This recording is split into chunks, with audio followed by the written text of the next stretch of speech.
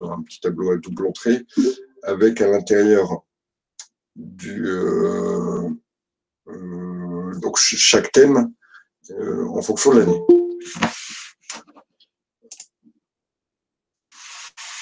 Donc chaque thème en fonction de l'année. Alors je veux juste vous dire de faire attention, d'accord? Parce que évidemment, les programmes ont évolué depuis 20 ans. Vous le savez d'autant plus que vous faites partie des premières qui allaient passer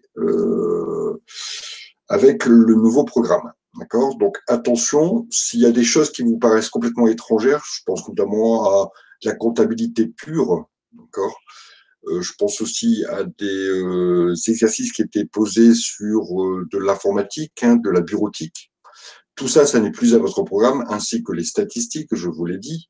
Tout ça, ça n'est plus à votre programme. Donc évidemment, vous devez prendre en compte que votre programme a évolué et que voilà, il y a certains thèmes qui ont été donnés pendant les années précédentes et qui ne sont plus à votre programme. D'accord ? Donc voilà pour la petite alerte. J'ai redoublé et je ne savais même pas qu'il y avait un nouveau programme. Si, il est là maintenant depuis donc l'année dernière, c'était les premiers qui devaient passer normalement avec le programme. Donc c'est la 3e année. L'année dernière, c'était les premiers. Oui, c'est ça. Donc ça fait la 3e année qu'il y a un nouveau programme. Qu'il y a eu une réforme et donc un nouveau programme. Donc, voilà pour ce petit bémol concernant les thèmes qui étaient abordés. Alors, on me l'avait demandé, donc j'ai mis le tableau. Mais malgré tout, je veux que vous soyez attentive et alertés sur le fait qu'il n'y ait pas tout, évidemment, tous les thèmes qui ont été indiqués. Ensuite, dans ce même petit topo programme, je vous ai mis les annales de 2014, 2015, 2017, 2018 et 2019. Donc 5 annales, les plus récentes, que vous pourrez regarder et comme ça, vous serez confronté à un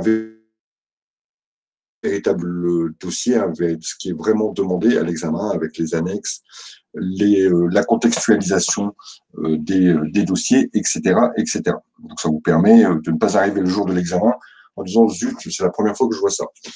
Malgré tout, encore une fois, je veux juste vous alerter sur le fait que vous êtes les premières à passer avec le nouveau programme. Alors, je ne pense pas que la forme de l'examen change. On va toujours rester avec un dossier qui va comporter entre 3 et 4 sous-dossiers, 3 et 4 sous-parties, abordant pour chacune d'entre elles des grands thèmes différents tels que la gestion, le droit et le marketing, par exemple. D'accord ? Et puis, on pourra avoir un 4e dossier sur les notions RH, par exemple, de recrutement. Moi, je pense qu'il n'y a pas de raison que la forme du dossier change. Malgré tout, je veux vous alerter qu'on ne sait pas ce qui va tomber, évidemment, en termes de forme, hein, d'accord ? Puisque vous êtes les premières à passer. Donc, vos collègues de l'année dernière auraient dû passer, mais comme elles n'ont pas passé l'examen à cause du Covid, je n'ai pas réussi à récupérer donc l'examen qui était éventuellement programmé. Et je ne peux pas vous donner de dossier qui aurait pu être présenté avec votre programme. Voilà donc les 2 petites choses que je voulais vous signaler et les précautions à prendre sur les annales que j'ai pu vous mettre. Ceci dit, donc j'ai décidé d'aborder en thème de révision tout ce qui tournait autour du contrat de travail et de la relation de contrat de travail, y compris même la partie recrutement, donc la partie pré-contrat. Et la partie post-contrat, c'est-à-dire les éléments liés à la rupture. Vous verrez que ce sont des thèmes qui reviennent relativement souvent et comme elles sont toujours à votre programme, je me suis dit, il sera peut-être bon de faire un petit topo là-dessus. On va travailler, bien sûr, comme on a l'habitude depuis un petit moment, à partir d'annales, hein, à partir de sujets qui ont été donnés. Bon, comme de toute façon, ce sont des choses que vous avez encore à votre programme, je ne vois pas pourquoi on vous les présenterait de façon différente. Alors, je vais d'abord non, pas ça. Je vais d'abord faire un petit tableau blanc. Hop. Voilà, je vais vous demander de vous connecter au tableau. Comme vous n'êtes pas très nombreux, j'aimerais bien que tout le monde puisse se connecter pour pouvoir participer.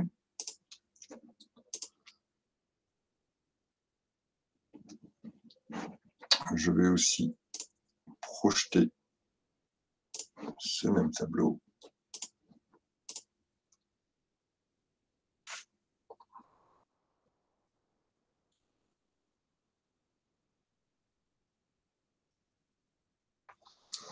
Et donc, alors, hop, voilà.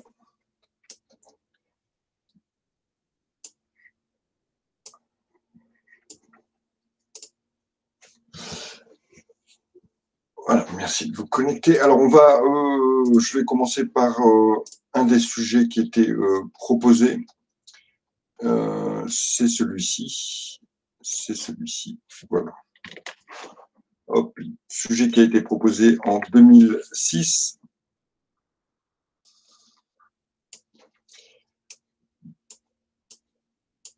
Donc voilà, vous étiez recruté en tant que diététicienne, d'accord, et puis vous avez des missions qui sont liées aux ressources humaines, entre autres, dans le travail qui vous est demandé.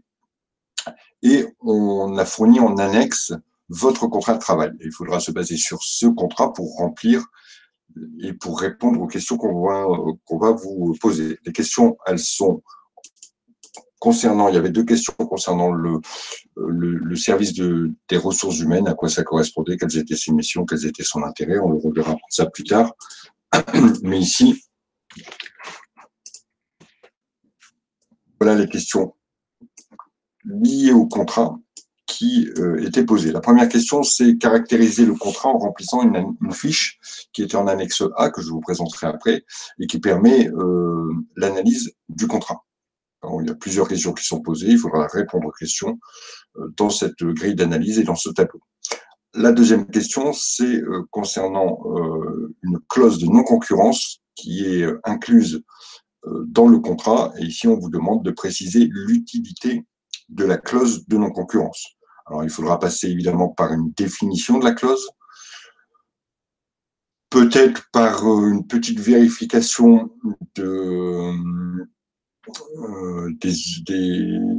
des choses qui sont nécessaires pour que la clause soit applicable.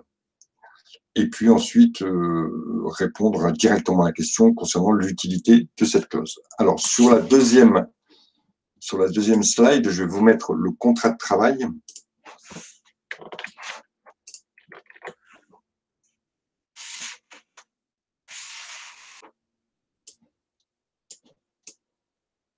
Alors, je vais l'agrandir au maximum pour que vous puissiez voir les éléments les plus intéressants, et notamment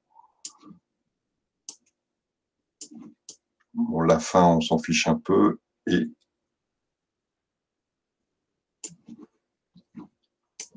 un peu plus petit peut-être.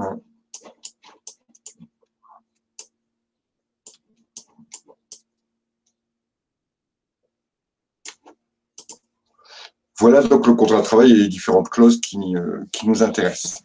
Ensuite, sur la page suivante encore, je vais vous mettre ici la grille d'analyse que l'on va remplir ensemble.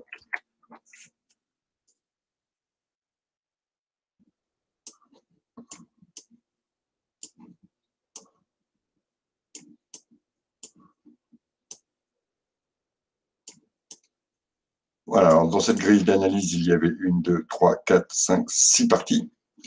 Vous êtes 6, c'est merveilleux. Je vais donc vous demander de remplir la grille. Hop, la première, c'est Audrey. Nous dire quel est le type de contrat. D'accord. Pas très compliqué. Hein. C'est Célia qui nous dira l'objet du contrat.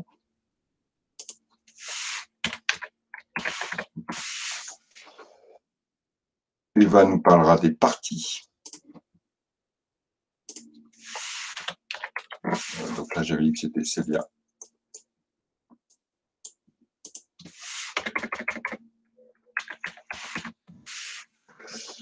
Ensuite, V, c'est Valérie. Nous donnera les obligations.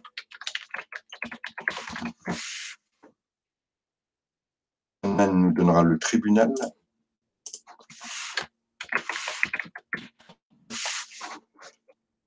Et Charlotte nous fera la question la plus compliquée. C'était celle-ci. sur les caractéristiques, mais ici, il faut se référer au droit commun des contrats et non pas spécifiquement au contrat de travail. Quelles sont les caractéristiques des contrats en général? Je vous laisse répondre et après on commente un peu tout ça. Je dirais que les parties les plus intéressantes, Valérie et Charlotte ont les parties qui étaient peut-être les plus compliquées. Le reste, voilà, le type de contrat, comme nous l'indique Audrey, effectivement, c'est bien un CDI, d'accord, un contrat à durée déterminée. L'objet du poste, c'est très bien, Célia, c'est effectivement un poste de diététicienne. L'objet du contrat, c'est le poste de diététicienne. Anna n'a pas eu de difficulté à nous indiquer que, effectivement, le tribunal compétent en cas de litige, c'était bien le Conseil des prud'hommes. Alors, on mettra juste un petit S au bout de prud'homme, mais en tout cas, la réponse est exacte.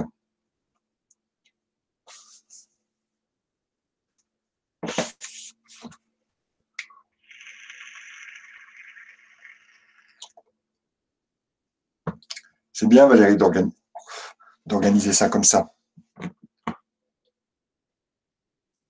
Mon dit c'était un j'arrive. Allez-y, Charlotte.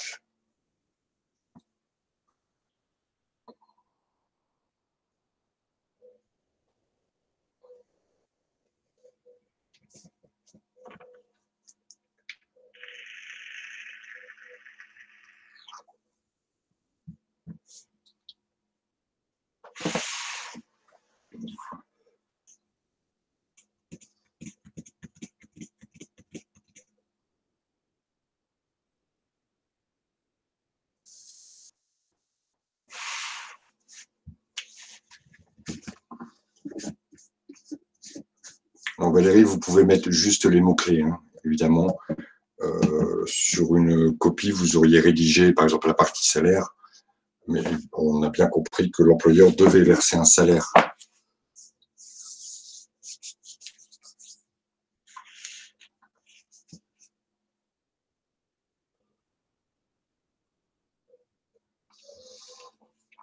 Un salaire qui est en général lié à une convention collective, s'il y en a une, d'accord. Excusez-moi, comment je fais pour réduire la taille de la police, s'il vous plaît? Vous cliquez sur votre texte et avec les petits ronds qui sont dans les coins, vous réduisez en fait. Vous rétrécissez votre texte et il va s'adapter au niveau de la police. Voilà, exactement comme ça.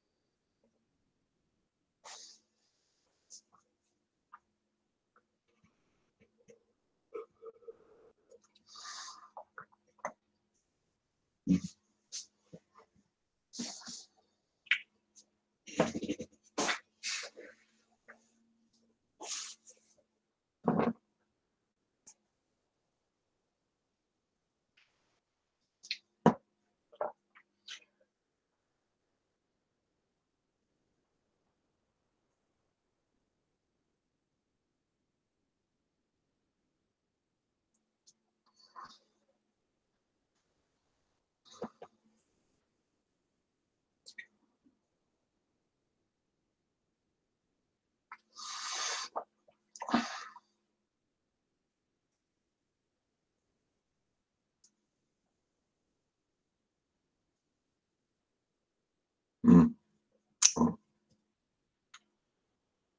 Mmh. Mmh.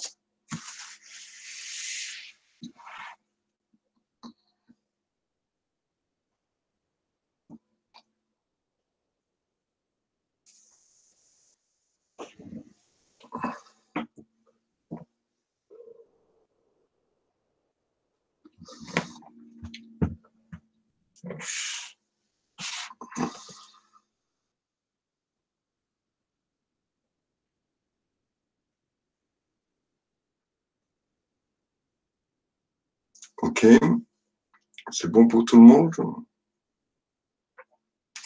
Allez, on va pouvoir discuter ensemble de ce que vous avez noté. Donc, je vous ai dit, hein, concernant le contrat, effectivement, c'est un contrat de travail à durée indéterminée. Pas trop de problèmes là-dessus. Concernant l'objet du contrat, effectivement, c'était donc le poste de diététicien qui fait l'objet du contrat.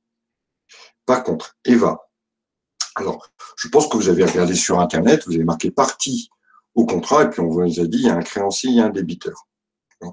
Chose qui est vraie en droit global des contrats, mais ici, si vous voulez un peu plus l'appliquer à notre contrat, et notamment celui qui vous était soumis dans la diapo précédente, les parties au contrat sont l'employeur, d'accord?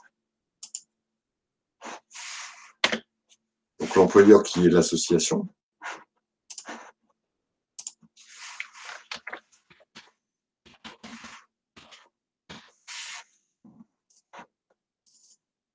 Ici, l'employeur, ça sera l'association.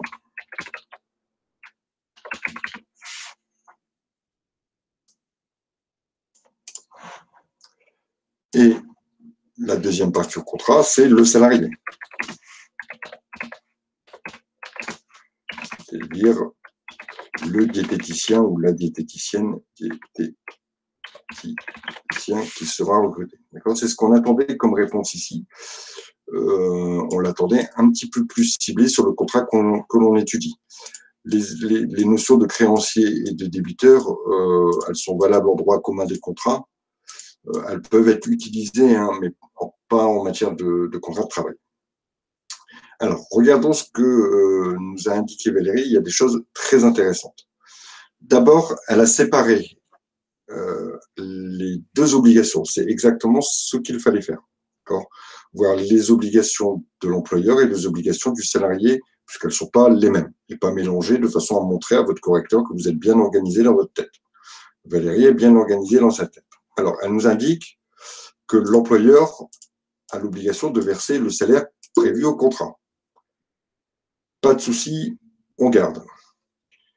Alors que l'employeur, alors je vais mettre sur le côté un certain nombre de choses qui ne sont pas fausses, d'accord? Qui ne sont pas fausses, bon, ben, je vais les garder, d'accord?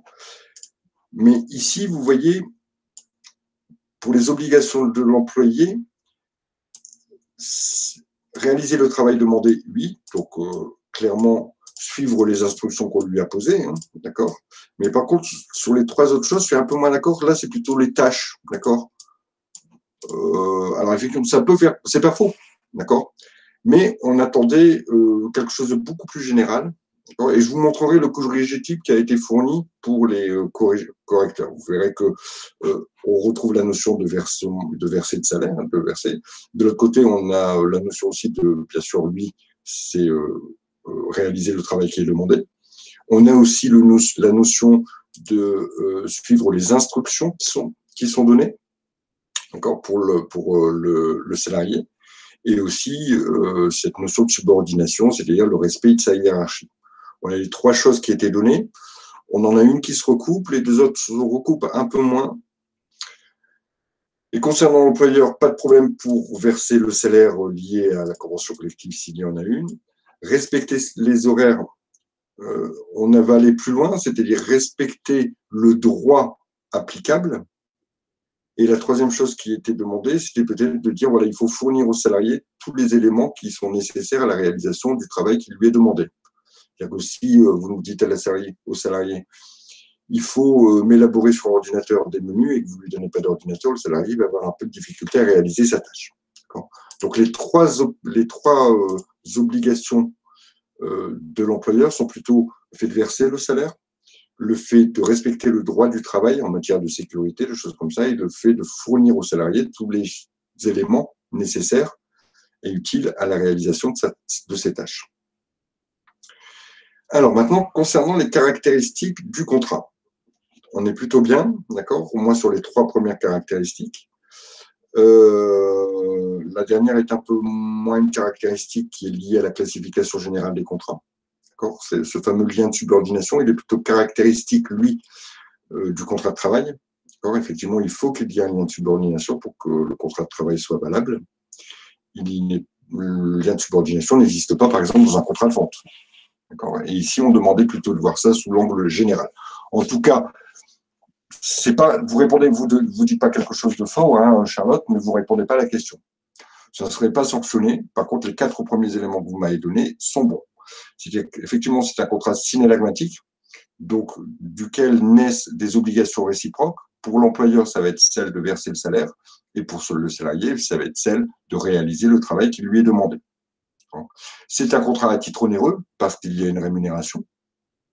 C'est un contrat de gré à gré, c'est-à-dire que les conditions du contrat sont librement négociées. Et c'est un contrat aussi à durée indéterminée. Parce que la durée fait partie des caractéristiques des contrats. Vous pouvez avoir des contrats à durée déterminée et des contrats à durée indéterminée. Alors, simplement vous dire par rapport à ça, quel est le contraire de synallagmatique, pardon. Et donnez-moi un exemple, si vous en aviez un en tête. Unilatéral. Unilatéral, oui. Un exemple.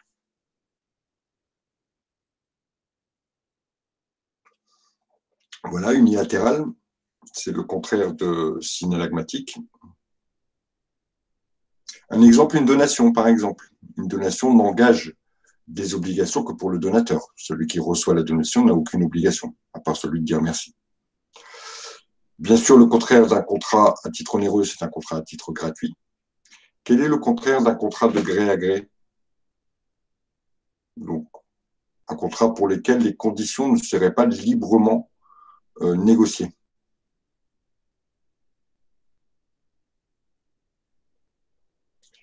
On appelle ça un contrat d'adhésion. Par exemple, quand vous allez prendre une ligne téléphonique chez SFR ou chez Orange, on vous fait signer un contrat, vous n'avez peut-être même jamais pas lu le contrat, et encore moins négocié les conditions du contrat. Ce type de contrat est un contrat d'adhésion. Bien sûr, le contraire d'un contrat à durée indéterminée, c'est un contrat à durée déterminée.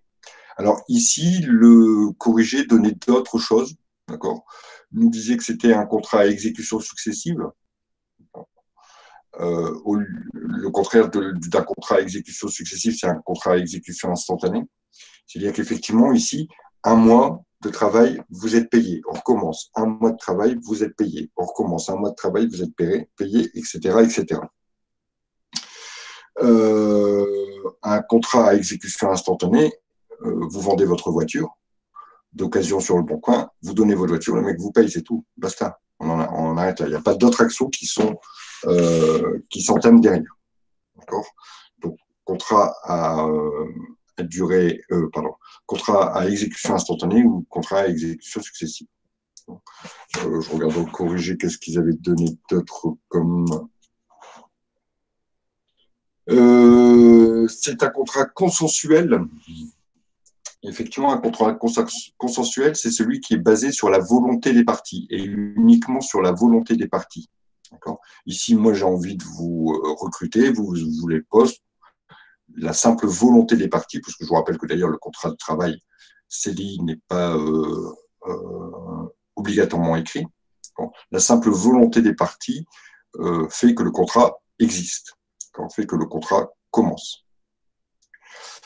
D'autres contrats ne sont valables, demandent d'autres conditions. Par exemple, vous achetez une maison, on est d'accord, mais si on signe rien et si on passe pas devant le notaire, la maison, la vente se fait pas, le contrat ne se conclut pas. Voilà ce qu'on attendait grosso modo de vous. Je vais vous mettre, vous voyez, la grille de correction. Alors, il y a une erreur, je vais vous l'expliquer. Il y a une erreur sur la grille de correction, mais c'est normal. C'est dû à l'application de la loi dans le temps. Donc, vous voyez qu'on disait que le type de contrat, il fallait que l'étudiant inscrive CDI, l'objet, le poste de diététicien, les parties, donc l'employeur, l'association, le salarié. Pour les obligations, on avait bien distingué les obligations de l'employeur et les obligations du salarié, ça c'est bien. Verser la rémunération, respecter la législation sociale, fournir au salarié le matériel nécessaire à l'exécution de son contrat de travail. Pour le salarié, fournir sa prestation et se conformer aux directives de l'employeur. Les caractéristiques du contrat. Le contrat est un contrat synalagmatique, il est un contrat à titre onéreux, il est un contrat commutatif, successif, je vous l'ai expliqué. Ce n'est pas un contrat d'adhésion, c'est une erreur, simplement parce que le sujet a été rédigé en 2006 et qu'une modification en droit des contrats est intervenue en 2016.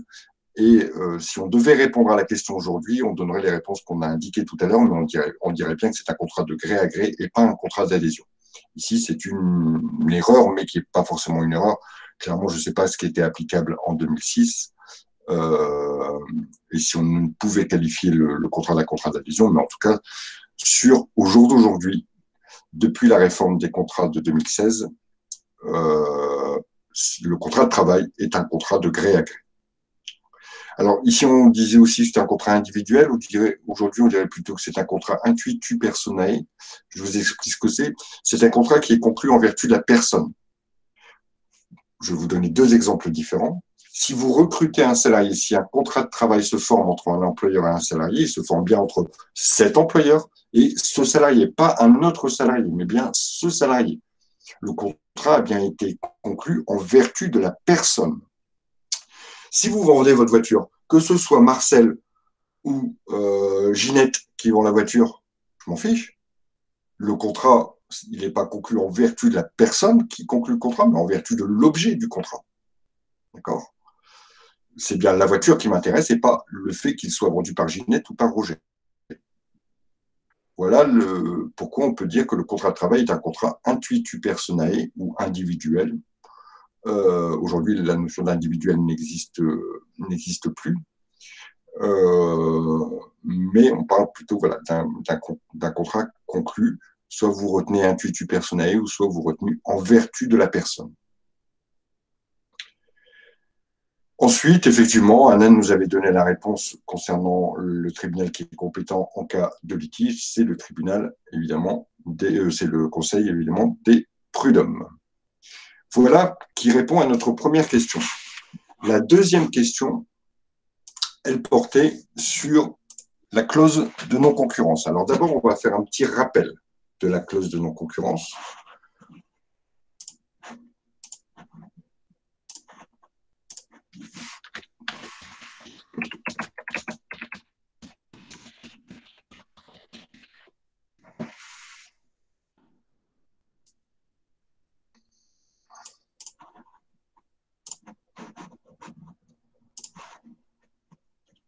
Alors,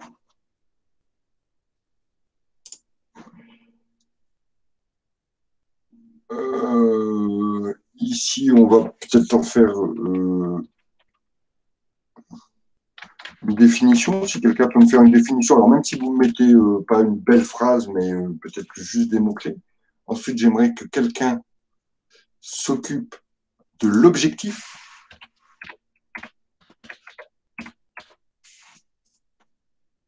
et que quelqu'un s'occupe des conditions, en sachant les conditions de validité. Hein. Pour que la clause soit valable, il y a certaines conditions à respecter.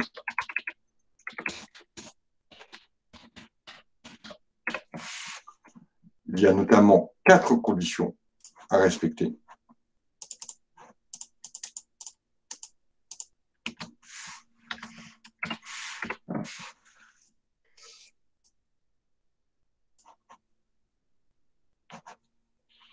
Alors, Valérie s'est occupée. Alors, qui est-ce qui a fait quelque chose de facile tout à l'heure? Anan, vous vous occupez, s'il vous plaît, des conditions de validité. Ok, alors. Allez, ben justement, vous avez fait un truc facile tout à l'heure, je vous donne un truc un peu plus compliqué. Après, si vous vous plantez, c'est pas très grave, hein, on s'en fiche. Et puis, je sais pas, Célia tout à l'heure qui n'a pas forcément bien répondu, votre punition, Célia, vous allez mettre l'objectif. Essayez de dire pourquoi une clause de non-concurrence, c'est ça hein, l'objectif. Pourquoi une clause de non-concurrence est-elle insérée dans un contrat?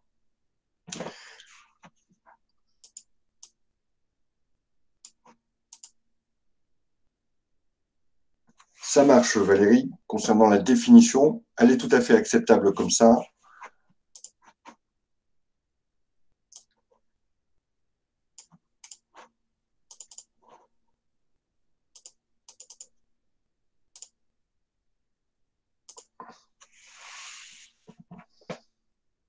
C'est pas mal, Célia. L'idée est là, effectivement.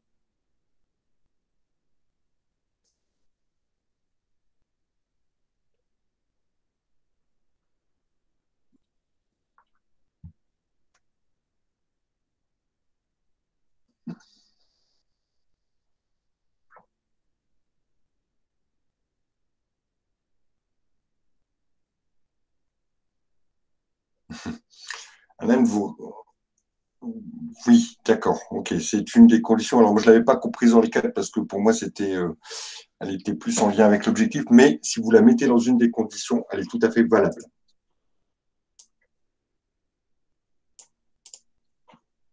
Par contre, je ne pense pas qu'elle soit sortie de votre cerveau, cette tête, non pas cette phrase, non pas que je ne pense pas que vous soyez capable de faire une belle phrase comme ça.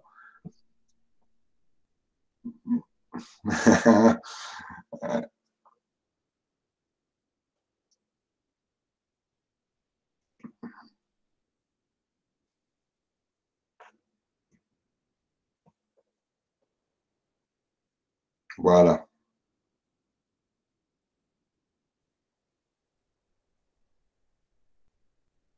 on est bien là-dessus.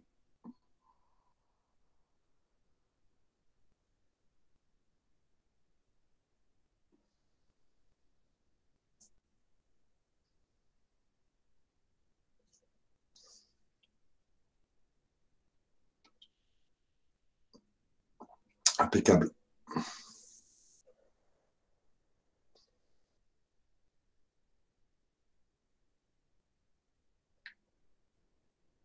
Donc, une troisième limite.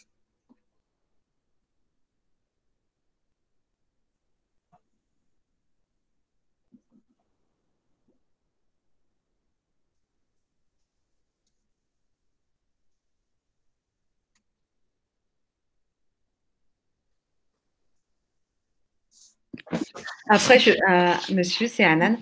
Du coup, après, je sais pas, c'est quoi la D'accord, question? ça marche. Allez. Quelqu'un sait? Quelqu'un pourrait me dire, compléter ce qu'Anna a indiqué? Il manque deux choses qui sont importantes.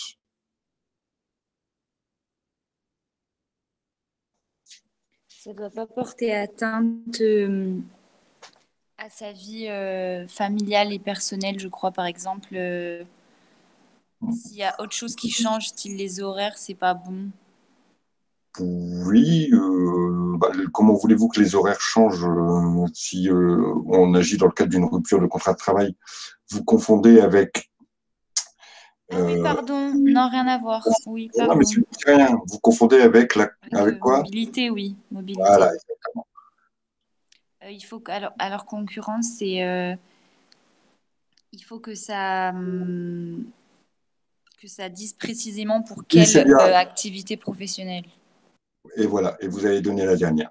Très bien. Célia, c'est bon ce que vous aviez marqué. Hein, d'accord. Alors, Célia, elle nous disait qu'il fallait une contrepartie financière. Oui, c'est une des conditions de validité. Une contrepartie.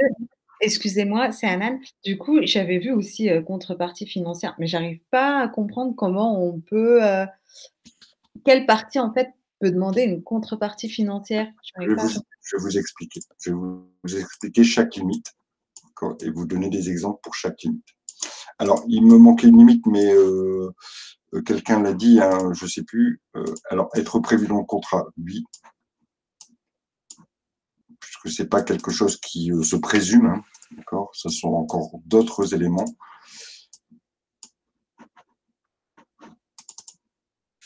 Hop, donc, on a dit limité dans le temps. Clairement, une clause de non-concurrence ne peut s'appliquer que sur une durée qui est en moyenne de 1 à 2 années. D'accord? Il faut bien être, je vais reprendre dès le début plutôt. Concernant la définition, elle permet à l'employeur ou elle oblige l'employé à s'interdire de travailler ou de faire concurrence à son ancien employeur, dans le cas, bien sûr, d'une rupture de contrat de travail. La définition est très bien, comme vous l'avez écrit là, on la comprend. C'est mieux de dire peut-être que l'employé s'interdit de travailler pour ou de faire concurrence à son ancien employeur. Dans la formulation, c'est mieux, mais clairement, moi, si je vois ça comme réponse, je mets la totalité des points. pas de problème. Deuxième chose, quant à l'objectif, c'est quoi l'objectif? Et l'objectif, c'est de protéger. Voilà, je vais plutôt mettre ça là. L'objectif, c'est de protéger les intérêts financiers de l'entreprise ou les intérêts légitimes de l'entreprise. Ça veut dire quoi? Ça veut dire que, effectivement, si la personne allait dans une autre entreprise et par les choses qu'elle connaît de son ancienne entreprise pourrait détourner de la clientèle, d'accord? Ou bien utiliser des recettes qui sont utilisées, puisqu'ici on est dans le cadre d'une… Voilà, ça pourrait nuire à l'entreprise et effectivement lui causer un certain tort, lui causer un certain préjudice, comme de la perte de chiffre d'affaires, etc. Donc le but de cette clause, c'est effectivement de protéger l'entreprise et de protéger ses intérêts économiques. Très bien. Donc il faut évidemment qu'elle soit incluse dans un contrat dans ce but, et pas dans le but de nuire aux salariés, par exemple. Et c'est cette partie-là qui va nous servir à répondre finalement à la question. Ensuite, concernant ces conditions de validité, elle doit être limitée dans le temps, je vous l'ai dit. En général, la limite se fait entre 1 et 2 ans. Elle doit être limitée géographiquement, c'est-à-dire que vous indiquez, il vous sera donc interdit d'intégrer une entreprise concurrente ou vous-même de vous installer dans un domaine qui est le nôtre, par exemple, pendant une durée de 2 ans sur le département 59, enfin je suis du Nord, hein, sur le département du Nord et du Pas-de-Calais. La limite géographique aussi, elle doit avoir du sens. C'est-à-dire que pourquoi j'interdirais à quelqu'un d'aller travailler dans une entreprise qui serait située à Nice, alors que mes clients ne sont pas du tout à Nice. Mes clients, ils sont dans le Nord-Pas-de-Calais, donc à l'opposé de Nice. Il n'y a aucun intérêt à faire ça. Donc, vous voyez que chaque limite que l'on va déterminer là, ça doit toujours être en relation avec l'objet, c'est-à-dire l'objet protéger les intérêts de l'entreprise. Donc, il faut qu'elle soit limitée géographiquement. Ensuite, la dernière limite, et c'est, je crois, Charlotte qui l'avait dit, c'est qu'il faut qu'elle soit limitée à un secteur d'activité.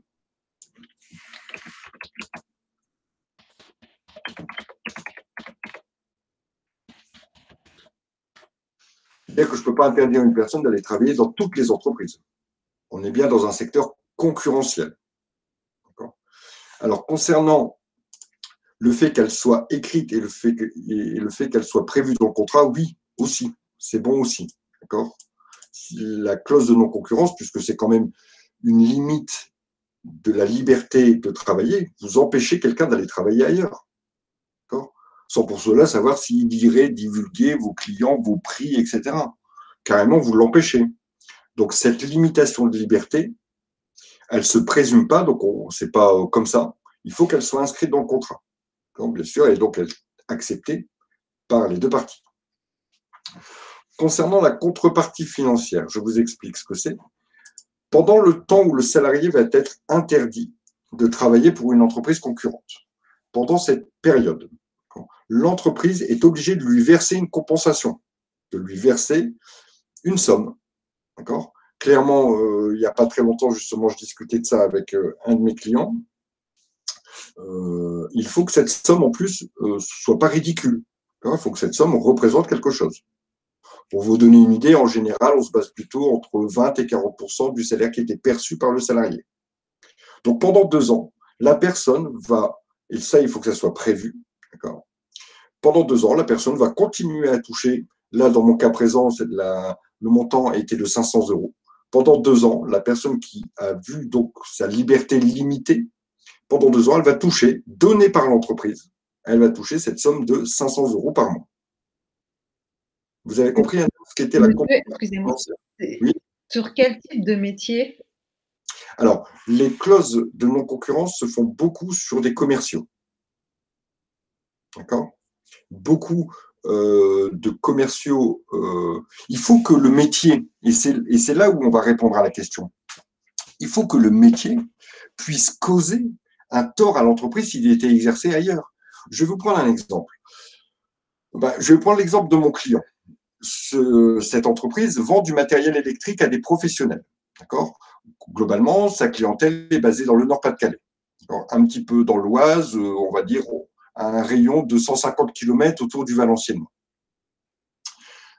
Un commercial s'occupe par exemple du secteur du Pas-de-Calais et donc il connaît tous les clients. Il connaît aussi les produits, il connaît les prix de vente, il connaît les marges, il connaît les prix de revient, il connaît tout de l'entreprise.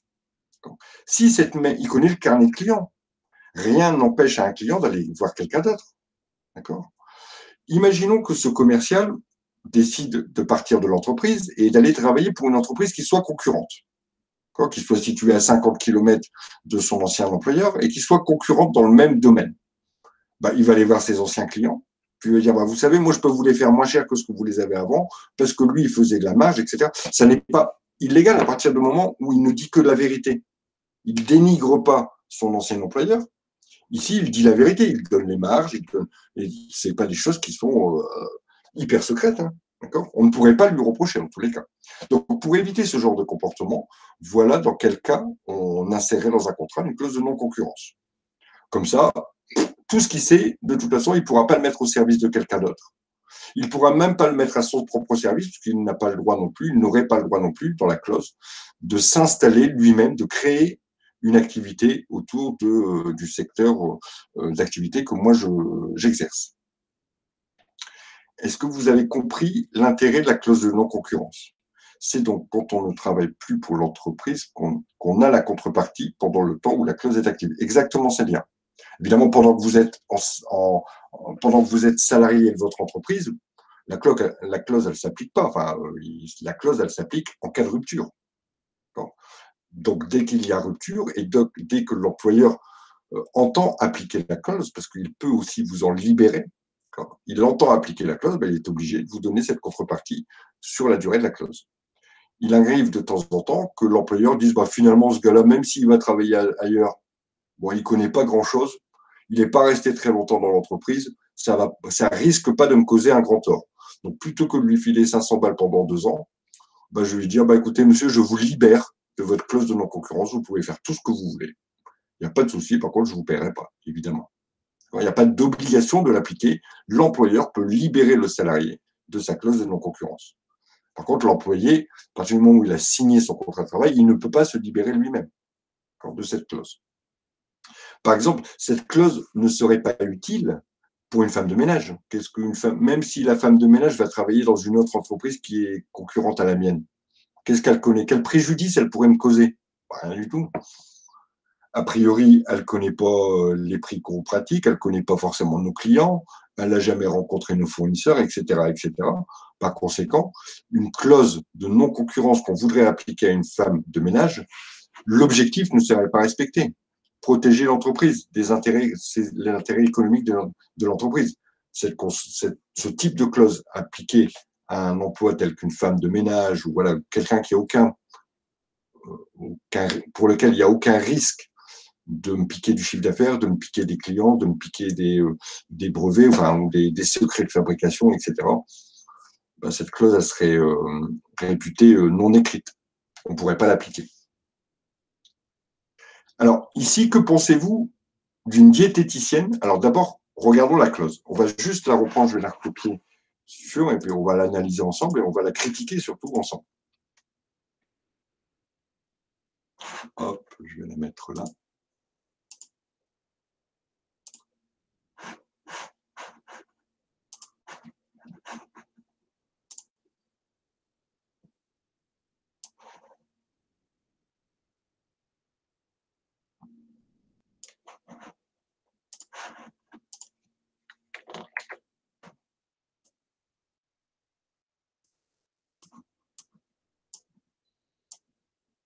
Alors, si on la lit, compte tenu de la nature de vos fonctions, vous ne devrez pas, en cas de cessation du présent contrat, entrer au service d'une entreprise concurrente.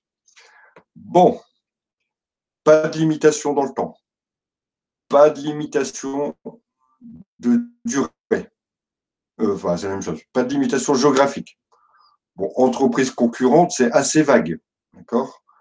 Pas de contrepartie prévue. Déjà, la clause, elle est morte. D'accord ? Maintenant, on ne vous demande pas d'analyser la clause. La question, elle est celle-ci. Que pensez-vous de l'utilité d'une telle clause ? est-ce que cette clause est clairement utile? Est-ce qu'une diététicienne dans une association qui fait du portage de repas à domicile, est-ce qu'une diététicienne risque de clairement menacer les intérêts économiques d'une association? Il y a non. Pour moi, il y a aucune. Déjà, une association, c'est pas vraiment censé avoir des intérêts économiques. Et en plus, une diététicienne, c'est du paramédical, donc c'est la santé des gens, c'est… Voilà, alors, bon, on peut clairement dire que, voilà, avec cette argumentation-là, j'ai du mal à comprendre l'intérêt à la rigueur, si c'est pour copier les menus. Voilà, oui, il n'y a aucun intérêt. Il n'y a aucun intérêt à ce que la diététicienne, on lui applique une clause de non-concurrence. Il n'y a pas d'intérêt économique à protéger.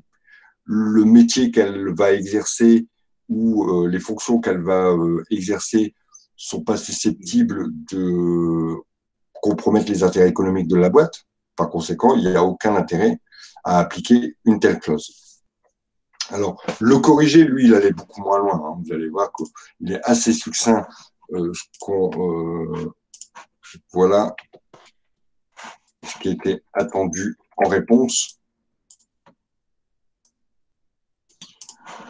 Et qu'on a un peu défini quand même la chose. Une clause de non-concurrence interdit aux salariés de créer une entreprise potentiellement concurrente de celle de son employeur. D'ailleurs, la définition, je la trouve un peu light parce qu'il crée une entreprise concurrente ou d'aller travailler pour une entreprise concurrente. D'accord ? Il y a souvent les deux choses. Et ici, on nous dit, dans ce cas, une diététicienne ne manipule pas d'informations stratégiques. De plus, le partenariat avec ce type d'intervention est fortement conseillé. Donc, cette clause n'a pas d'intérêt. Maintenant, comme en droit, souvent, si vous arrivez à argumenter dans le sens contraire de la réponse qui est proposée, vous aurez des points. Vous voyez, ici, si la justification est correcte, un étudiant peut y trouver un intérêt. Par exemple, si vous dites, voilà, il y a des menus qui sont spécifiques, qui ont été créés par la boîte, qui sont pratiquement de la propriété intellectuelle de l'association, qui sont un petit peu l'image de l'association, le fait que l'association ait trouvé des financements particuliers que d'autres associations n'ont pas. Bon, voilà, on aurait pu argumenter, mais alors ça aurait été un peu laborieux, mais on pouvait tout à fait trouver une argumentation qui aille dans le sens de l'intérêt de la clause. Encore une fois, voilà, on vous dit, a priori, il n'y a aucun intérêt. Et le corrigé va à peu près dans le même sens que notre réflexion. Mais voilà, si jamais on trouvait un petit intérêt, on acceptait aussi une réponse qui était justifiée. Est-ce que c'est clair pour vous? Est-ce que c'est clair sur la clause de non-concurrence? Alors, en termes de clause, il faut absolument connaître la clause de non-concurrence telle qu'on l'a étudiée là. Il faut absolument connaître la clause de mobilité, d'accord? Et il faut absolument connaître la clause de période d'essai.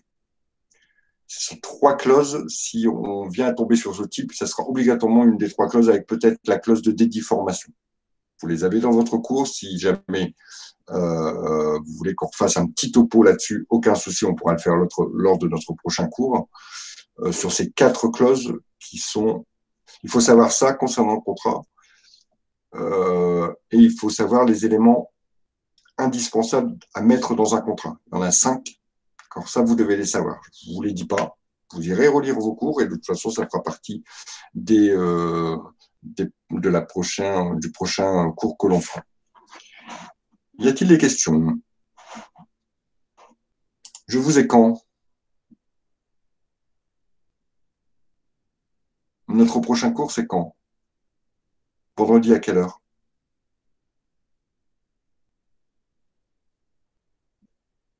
À 19h, c'est vous le dernier cours vendredi? Non, à 17h10. Ok, d'accord, pas de souci. Monsieur, quand même, on est en mai bientôt. Hein. Et alors?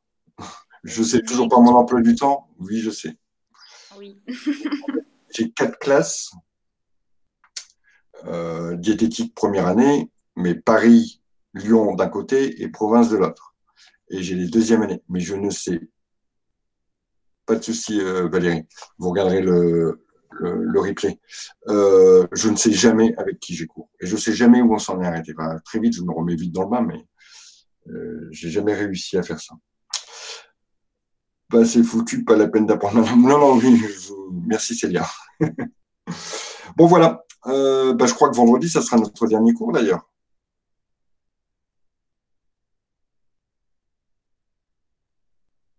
Il me semble, non? Ben, je crois, mais je crois qu'ils nous ont mis encore 1 heure après le BTS blanc, mais... Ah, c'est pour faire la correction. C'est pour faire la correction du BTS blanc. Monsieur, du coup, c'est Anan, excusez-moi. C'est quoi le sujet du BTS blanc? Vous avez des sous, Anan? À tout hasard, oui. À tout hasard, bah, écoutez, je n'en sais strictement rien, mais comme vous êtes mes élèves favoris, je peux vous donner des pistes. Bien sûr, ça reste évidemment entre nous. Hein.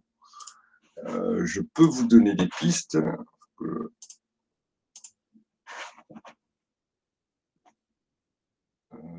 J'ai mis ça où? J'ai mis ça là.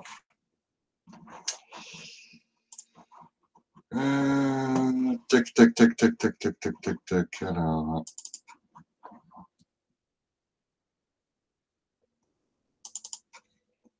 Guido.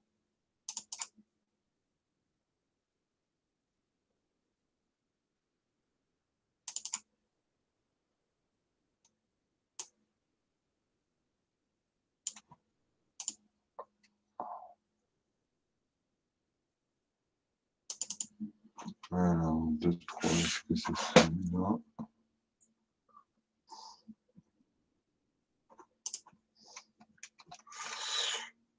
Non, c'est pas celui-là.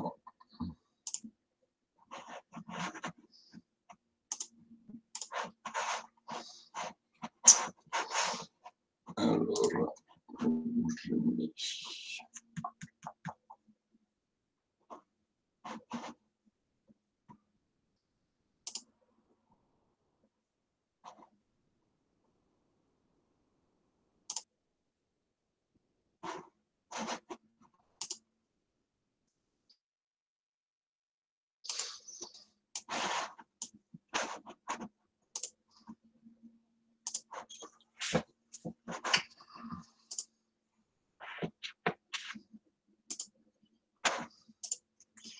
Je l'ai mis quelque part.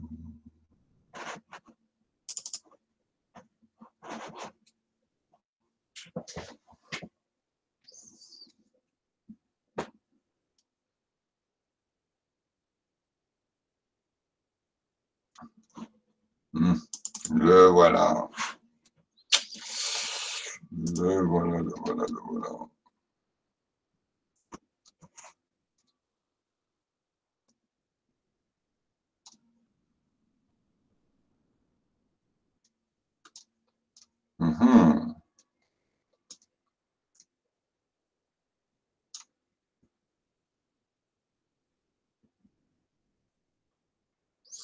Ben, moi, je réviserais bien quand même.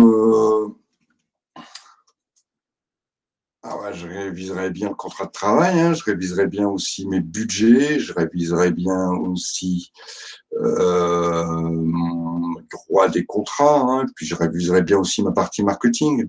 Moi, je ferais ça, vous voyez.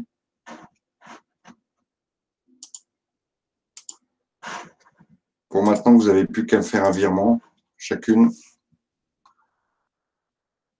Merci beaucoup. Hein.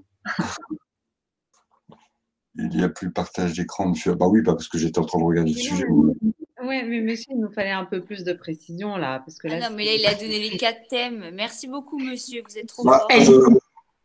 Si je vous dis révisez bien les budgets, ça ne concerne pas 18 thèmes. Hein. Excusez-moi. Oui. J'ai pas compris le 4e thème, s'il vous plaît. Alors, le 4e thème, je réviserai bien le marketing. Merci. Ça marche? Bon, allez. Bon, c'est suffisamment large de toute façon. C'est bien que vous les révisiez bien. Quoi. Allez, on se quitte. Et puis, on se dit à... Merci, à vendredi. Ciao tout le monde. Merci, bonne soirée, à bientôt. Au revoir. Bonne soirée.